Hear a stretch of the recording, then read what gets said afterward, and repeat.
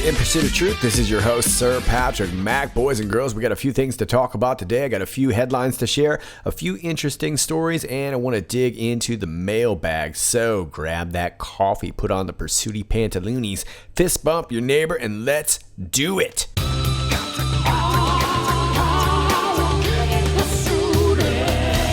First things first, the POTUS and First Lady Melania Trump took to the field at the Superdome to greet everybody at the College Football National Championship, where the LSU Tigers were faced up against the Clemson Tigers. The Tigers versus the Tigers. And incidentally, if I'm not mistaken, I believe both of their stadiums are known as Death Valley. So it was the Death Valley Tigers against the Death Valley Tigers, where LSU prevailed over Clemson 28-17. I know. And it looks like Randy Moss's son. Randy Moss was a famous NFL football player. Who are not familiar with him, his son caught one of the touchdowns in the game. And of course, POTUS was greeted with a throng of boos. No, I'm just kidding. Check it out.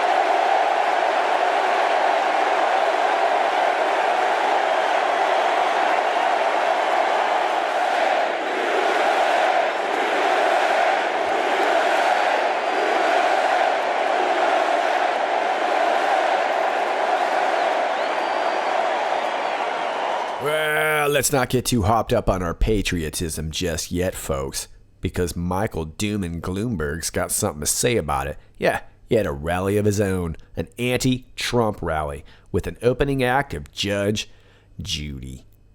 As I guess REO Speedwagon probably wasn't available, Mike Bloomberg slammed President Trump as well as his Democratic rivals Saturday as he kicked off what he called day one of his run for the White House. That's a clever title. Unlike everyone else in this race, I think what's important is beating Donald Trump. He told about 45 supporters at a restaurant in San Antonio.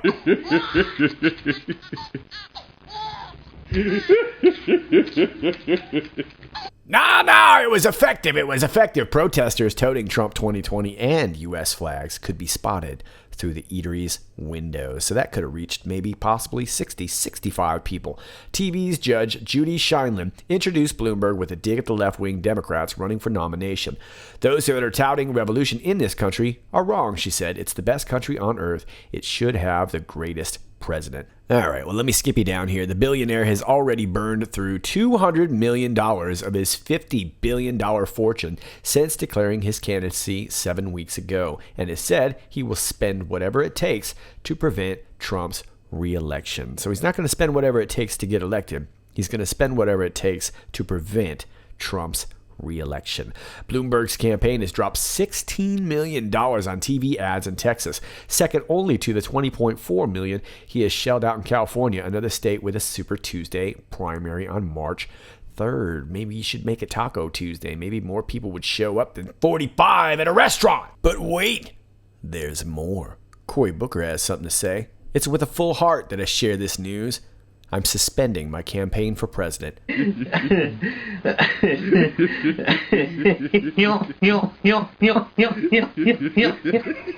my team, supporters, and everyone who gave me a shot, thank you. I'm so proud of what we built, and I feel nothing but faith in what we can accomplish together. Ugh, the world is so cold. So cold. Anyway, I don't know what suspending my campaign for president means. Guess it means he's not being renewed for season 2. Cory Booker has been voted off the island. All right, well, I hate to see Cory Booker go, but I have a feeling it is time. After all, he might be needed later. Let me take you over here to the Daily Wire and see if I can put a little perspective on some of this. Breaking. Judge orders Google to turn over an entire year of Jussie Biggie Smollett's data. Now, although this story is from the 9th, this actually happened a while back, and if you have watched my video entitled The Weatherman Part 2, you will probably have an idea where this is going. A Cook County judge has ordered Google to turn over nearly all of Jussie Smollett's data from the last year as prosecutors move forward in investigating the alleged hate crime hoax.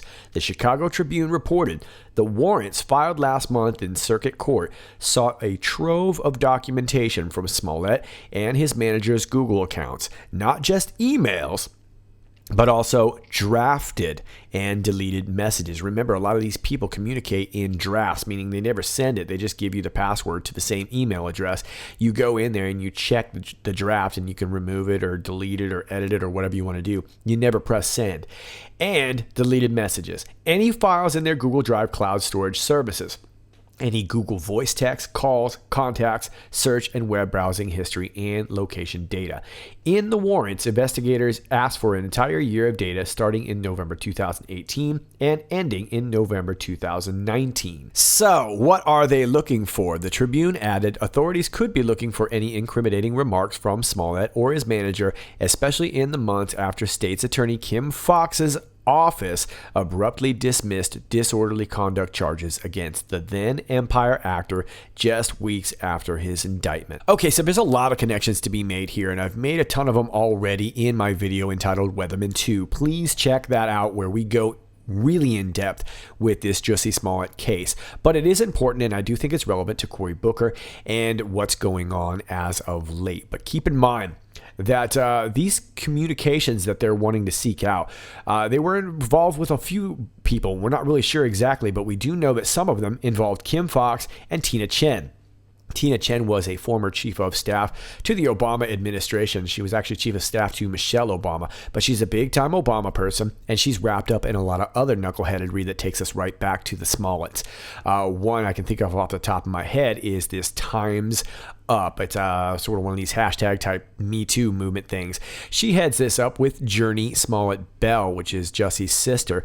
And of course, this just takes you right back to Jussie. John Legend is one of those contributors over there. And this all goes right back to Jussie Smollett. Jussie Smollett's family has long been friends with Kamala Harris, Cory Booker, and Kim Foxx. And they've also been family friends with Angela Davis from the Black Panthers. Now, there are some theories out there suggesting that Jussie Smollett is actually related to Kamala Harris. I want to point out, we don't see any concrete proof on that. If there were, I would have furnished it already. So there's a lot of people saying that that is the case. Unless they're furnishing some truth, I'm not ready to commit on that one. So I wouldn't go passing that around. But they are indeed family friends.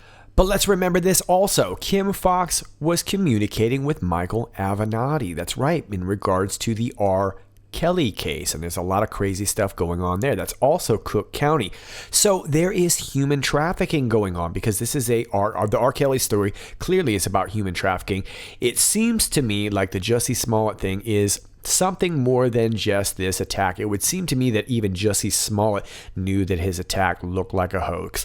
And I kind of presented this idea in the Weatherman 2 that quite possibly this could have been a cry for help. But either way, they requested all these communications. So we know there's political motivation. We've seen this already, and we've already seen a glimpse of the text between Kim Foxx and Tina Chen doing this favor for, and it could have been going all the way up to the Obama White House, but they were doing this favor for Jussie Smollett. But they didn't seem so anxious to do that with R. Kelly. And I want to point out that singer John Legend was also very pro Jussie Smollett and anti R. Kelly. Wonder why? But remember, Special Agent Gregory Wing is on this case, and he works with the FBI out there in Chicago. He is the head of Child Sex Trafficking Division. So this is about child sex trafficking. So what's on this? And was it possible that Jussie Smollett was actually reaching out in order to get this out to it? I don't really know. But either way, he forked over some information. And that's what is being asked here. And it's important that this be included in the story, because this isn't just about the lynching bill, and this just isn't about politics and dividing the country, although it is about that. It also seems to be about human trafficking, child sex trafficking, which seems to align alongside the R. Kelly case, which is why I've always found it very curious that it seems like those who are pro Jussie Smollett seem to be anti R. Kelly. Now, we also know that there are some text communications between Smollett himself and Kamala Harris, as well as Cory Booker, and it seems to all coincide with the timing of this quote-unquote lynching attempt, right? And it seems to me like these text messages seem to lay that all out. So I imagine that is part of what they are seeking. But like I said, remember, this seems to have to do with human trafficking. The other thing that I thought curious about this is that they are probably going to have to cooperate with Apple in regards to unlocking this cloud account, which seems to have been turned over. So it looks like they're cooperating with whatever it is. But it does look like it's going to lead to something perhaps even bigger than political, and that may very well put Cory Booker and Kamala Harris on the hot seat. But like I said, if Apple does indeed need to cooperate, I thought that was curious because we have this story over here from Reuters. U.S. Attorney General William Barr criticized Apple for not helping investigators unlock the phones used by the alleged mastermind of the attack on a Pensacola naval base in December. Let's hear what he got to say. December 6th, Second Lieutenant Mohammed Saeed Al-Shamrani, a member of the Royal Saudi Air Force, entered a building on grounds of the Pensacola Naval Air Station and killed 3 U.S. sailors and severely wounded 8 other Americans. He was killed during the attack. This was an act of terrorism. The shooter possessed 2 Apple iPhones, seen here on the posters. Within 1 day of the shooting, the FBI sought and received court authorization based on probable cause to search both phones in an effort to run down all leads and figure out with whom the shooter had been communicating. During the gunfight with the first responders, the shooter disengaged long enough to place one of his phones on the floor and shoot a single round into the device. It also appears the other phone was damaged. Our experts at the FBI crime lab were able to fix both damaged phones so that they are operational. However, both phones are engineered to make it virtually impossible to unlock without the password. It is very important for us to know with whom and about what the shooter was communicating before he died. We have asked Apple for their help in unlocking the shooter's phones. So far, Apple has not given any substantive assistance. This situation perfectly illustrates why it is critical that the public be able to get access to digital evidence once it has obtained a court order based on probable cause. We call on Apple and other technology companies to help us find a solution so that we can better protect the lives of American people and prevent future attacks. We're seeing an increasing number of these cases, and it involves not only data at rest, that is, data stored in devices, as is the case here, but also data in motion, that is, intercepted communications that we're unable to decrypt. Even though we know those communications involve the planning of deadly attacks or cartel activity or the exploitation of children. And it's becoming a grave problem. And your hands are tied now, even with the court order. Yes. Okay, so I gotta admit, I'm a bit conflicted here, and I just want to point out that although with this Pensacola shooting, we had this guy, he was allegedly a aviation student from Saudi Arabia, ended up killing 3 people, right? And then we had the situation that I just laid out with Jussie Smollett. In both situations, we know that some sort of wrongdoing already occurred, and it looks like now they're trying to get access to this by way of Apple. Now, I am highly critical of Apple for a number of reasons. I'm not so sure this one is it, and I'd love to know your thoughts down below, respectfully, of course. But I do think that this is something that we should all pay attention to, because I'm not necessarily interested in just giving the NSA a backdoor to our phone and cloud communications. This is a very slippery slope. Now, I do understand if there's already a warrant, there may be some sort of different issues here. And, I guess with this whole brave new world of the internet, we're all kind of encountering this for the first time and sort of seeing this. But this was the very same concern that we had with Huawei, ZTE, Foxconn. This was all the same kind of stuff, the TikTok apps. Anytime you download these apps or whatever, you're giving the Chinese a backdoor into your phone.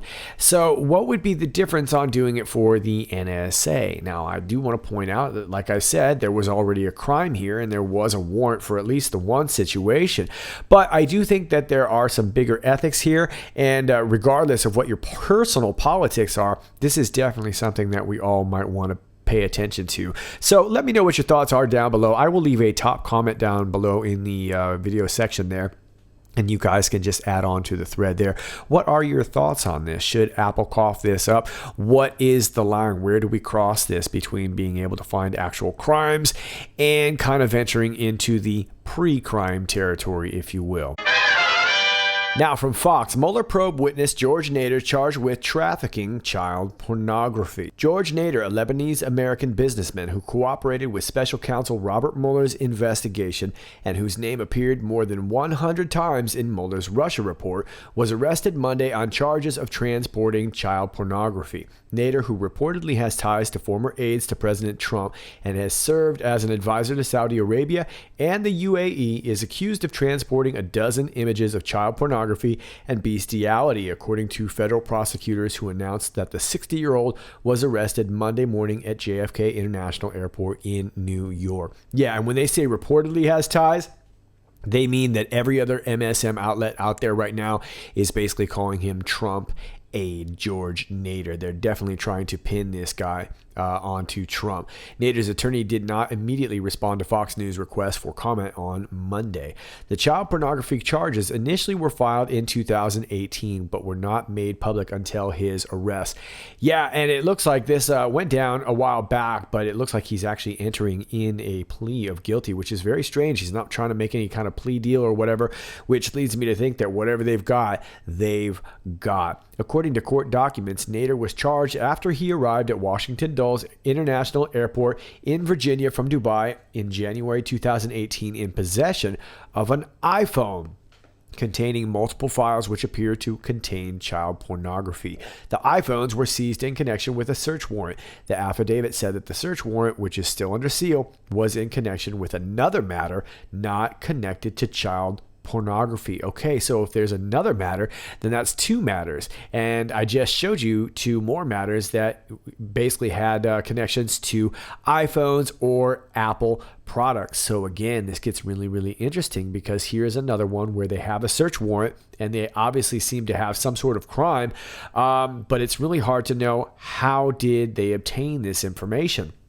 The affidavit said that the search warrant, which is still under seal, was in connection with another matter. So whatever this other matter is led to this, which leads to child pornography. And it's funny because that was kind of a similar vein of the Jussie Smollett story.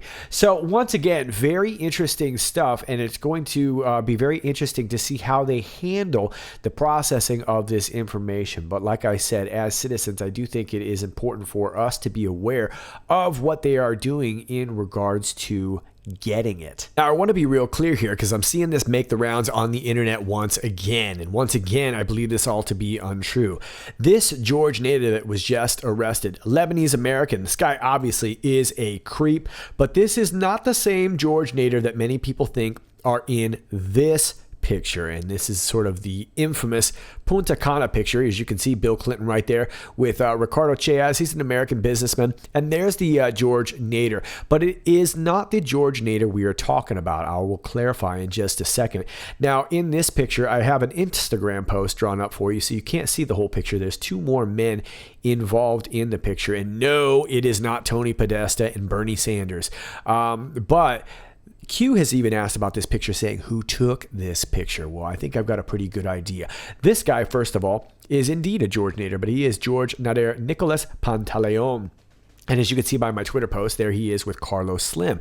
Carlos Slim, of course, a billionaire businessman, one of the richest men in Mexico, a big funder of the New York Times, a massive funder, and I'm talking $100 million plus to the Clinton Foundation with all their investments out there in Haiti. There's another billionaire that was doing all that, and his name was Frank Giustra. How about that? He's also coming in the news today because he is housing Prince Harry and Meghan Markle. So it all has to come together at some point, I imagine, right? But the reason I brought up this Instagram post right here is because this was taken on January 6th. Well, just the day before, on January 5th, you see this Instagram post where Nader Nicolas Pantaleon is again with Carlos Slim. So when Q asks who is taking the picture, it would seem to me that it's very possible it could be Carlos Slim himself. I know a lot of people are guessing that it is maybe Rachel Chandler or whatnot, and it could be very possible, but I just want to offer up the perspective that this guy was here one day and here the next. But all things being said, this is indeed not the same George Nader, but indeed George Nader Nicolas Pantaleon, who is also probably a knucklehead. Check the mail, y'all. Check the mail, y'all. This last funky story comes out of the mailbag from Carpenter Anon, who sent me this after watching my Detroit Evergreen video from yesterday. Listening to this morning's Evergreen 2 hit me like a ton of rocks. Back in the 90s, I used to run an aluminum smelter, and we made aluminum alloys for Ford, GM, Chrysler, etc., etc. Well, the buyer from Ford basically ordered us to support this 100% scam, I mean charitable organization. So I visited the place and got the complete tour. They were teaching kids how to run CNC machines under the guise that they will one day be able to go work in the automotive business. At the time, they had a supremacy leader, a nun. I've forgotten her name, but she was revered like a saint. But what struck me was the people in this place feared her, even rebuking me to never question what they did there, because I was wondering why all the kids were there. As part of our pay to play at Ford Motor Company, we were required to make significant cash contribution to their charity. This was done at their annual gala, a strictly black tie event where so many rich and famous folks showed up once a year to worship the sister. It was a complete horror show. I was so creeped out, I couldn't wait to get out. At the gala, many of the older students acted as waitstaff, but the children sang the praises of Sister. They had a giant poster of her with Nelson Mandela and Barack Hussein Obama, etc. Honestly, I gladly put that episode out of my mind, but everything you've been covering has brought back that creepy feeling. Well, glad I could help. Now I want to check the Google to see how far from a FedEx this place was. There were places in this gigantic facility that were strictly forbidden for me to visit, and most of the doors had a pad where you had to punch in numbers to open. This may just have creeped this country boy out, and it was nothing, but after everything you have unearthed, I've learned that there is some bad stuff going on right under our nose. And when all the millionaires and celebrities show up at such a place, dressed to the nines, lauding their glory days under Obama while swigging champagne, tossing in thousands of dollars in cash, all the while little children are paraded around. Yikes. There I go, creeping myself out again. Sorry to elaborate. This email may get buried in your inbox. Nope, it didn't. I found it. But I will do my best to start digging up what I can. Okay. Well, if you don't have perspective on that, you're going to want to watch my Detroit Evergreen Series 1 and 2. Part 2 was just from yesterday, but this will give you a little bit of insight as to what Carpenter Anon was talking about. But thank you for sharing. Check the mail, y'all. This next one comes from Where in the World is Carmen San Diego Anon, who sent me a couple of screenshots of what looks to be the South Bay, New York area. And this was also in response to my video from yesterday. If you've not been following my channel for a while, I've been talking for a very long time about Planned Parenthood and their connections to not only some really, really creepy abortion techniques and tactics and financing tactics, but the sale of aborted fetuses and body parts. Really terrible things that are, really hard to talk about, but very important to kind of know what's going on in your neighborhood. And I do a lot of googly map videos because of this. But a point I've been making as of late is kind of showing how it all runs and how it all operates. And I've related a lot of this to a company called STEM Express, who was caught actually shipping parts through FedEx. And that's what this is in regards to. So as you can see here, here is a screenshot that they've shown me of FedEx centers around the South New York area. That's quite a few in that area right alone. Now over here, we've got the Planned Parenthoods, and you can already kind of tell they're roughly in the same area. Now I've dropped this in Photoshop, and I'm just going to kind of slide them. I have them on different layers here. So what I want you to see is how they overlap, and you are going to see that they're dangerously close all over New York. And imagine that if this is just South Bay, New York, imagine all over the world. So when I'm pointing out that these close proximities to Planned Parenthood and FedEx's are more than just a coincidence, as you can see just in this area alone, it looks almost epidemic. All right, Patriots, that's all I got for you for now. As always, if you like this video, please click like, share, and subscribe. Thanks to all of you who do that already. I really appreciate all that you guys do for sharing my information and helping it get on out there. All my alternate links are down below in the video description. My Gab, my BitChute, my DropSpace, my Brighteon.com, and of course, I'm over there at Twitter at IPOT 1776, IPOT 1776. My email is below, my P.O. box is down below, and if you'd like to support the channel, my Patreon is down below. All right, Patriots, until next time, stay funky.